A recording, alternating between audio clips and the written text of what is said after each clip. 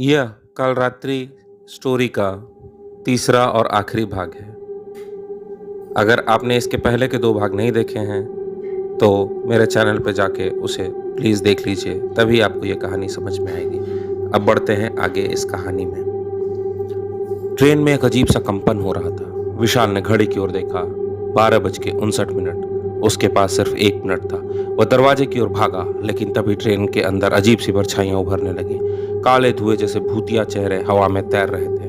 उनकी आंखों में से लाल चमक निकल रही थी। तुम बच नहीं सकते, एक भूतिया आवाज गूंजी। विशाल ने पूरी ताकत से दरवाजे को धक्का दिया, लेकिन वो तो जाम था।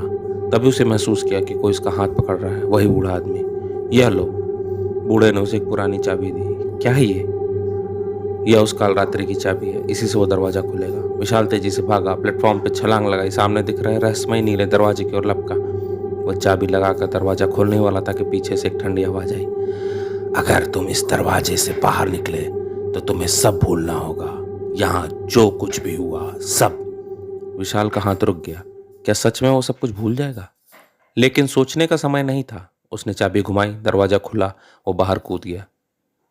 अचानक विशाल को होश आया। वो एक बिस्तर पर था, अपने घर में। उसके सर पर पट्टी बंधी थी। बच गया, उसने खुद से कहा। उसकी मां अंदर आई। तुम 3 दिन से बेहोश थे बेटा, ट्रेन में कुछ हुआ था क्या? विशाल ने याद करने की कोशिश की, लेकिन उसे कुछ भी याद नहीं आ रहा था।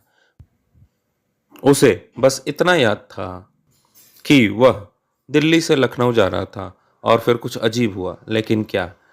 टीवी पर न्यूज चल रही थी।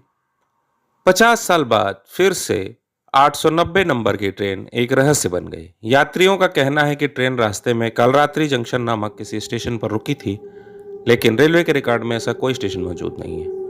विशाल की रीढ़ में एक ठंडी लहर दौड़ गई। वह जरूर वहां गया था, पर कैसे? तभी उसने अपनी जेब में कुछ महसूस किया। उसने हाथ डाला और निकाला एक पुरानी चाबी। कैसी लगी यह रहस्य और रोमांच से भरी कहानी? कमेंट बॉक्स में जरूर बताइएगा। और आप इसी तरह की सीरीज वाली कहानी सुनना चाहते हैं? हमें आपके जवाब का इंतजार रहेगा।